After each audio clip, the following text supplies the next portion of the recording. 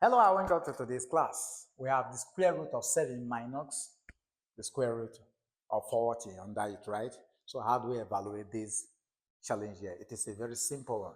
So we take our selection. All right. So the first thing we do here is just to say let's take our x be equal to the square root of our 7, then minus the square root of 40. Right? Good. So since we have this to be equal to this, it is pretty easy. So we have to square both sides of the equation to eliminate this radical.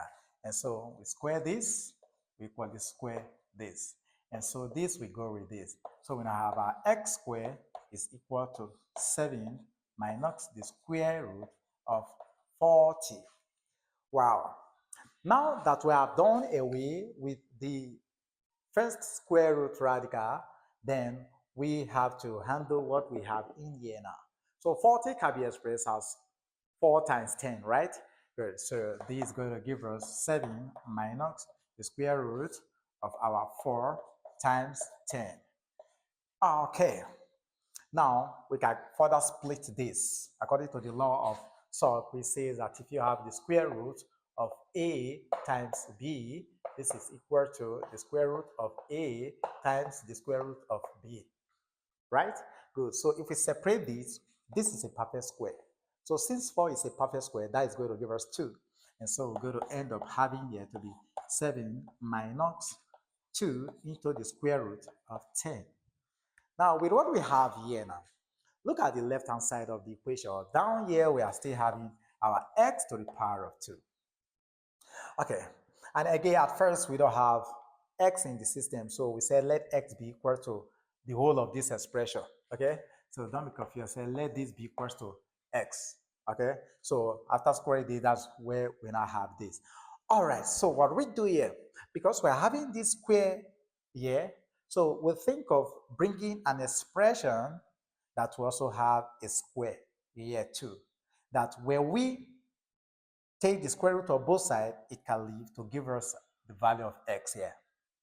So what we do, we take off this 10 here. We know that our 10 can be split into, okay, let's say 2 divided by 10 will give us 5, right?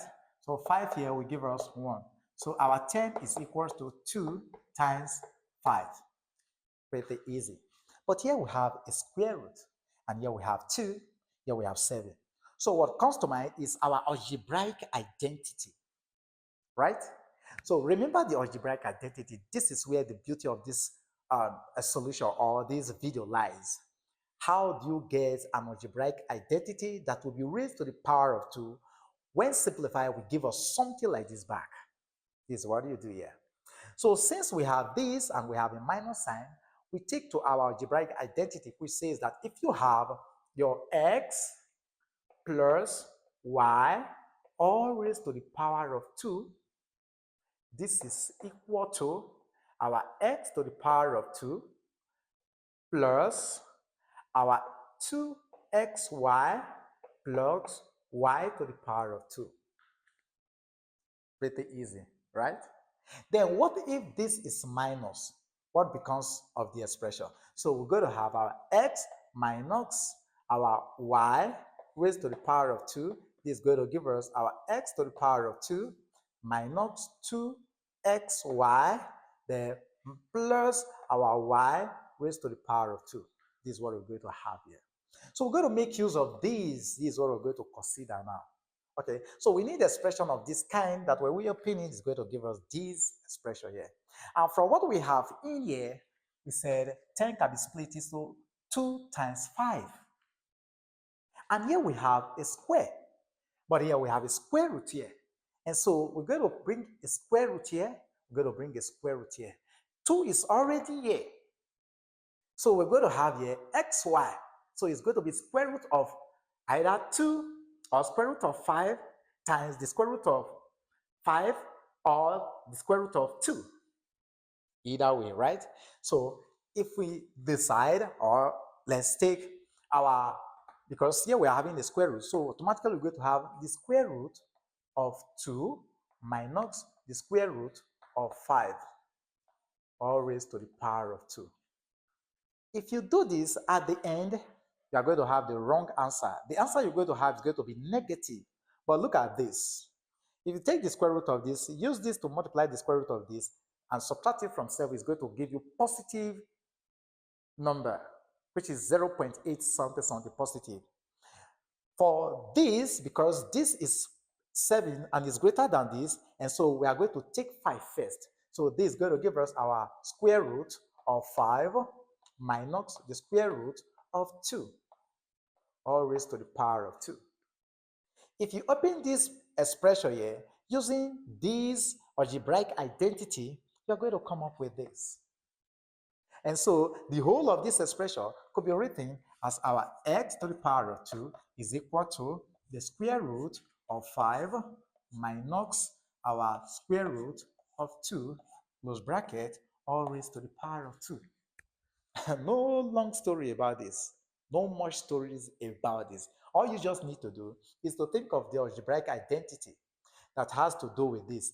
2 is already here, we have 2 here. So we have our x times our y. And because we are having a square root radical, the splitting of the number we have here is just 2 times 5.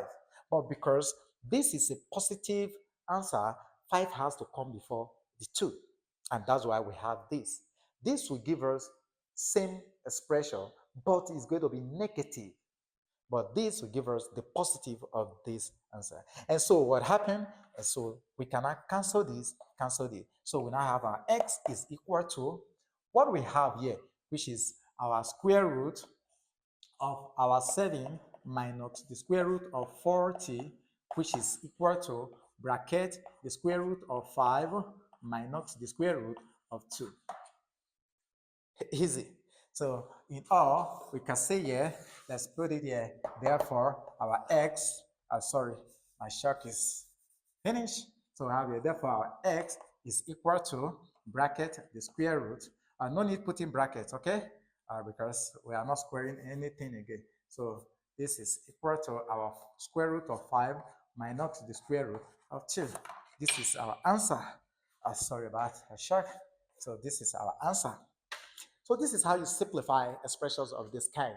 All right, so thank you for being there. If you have a question, drop it in the comment section. See you in our next class. Bye for now.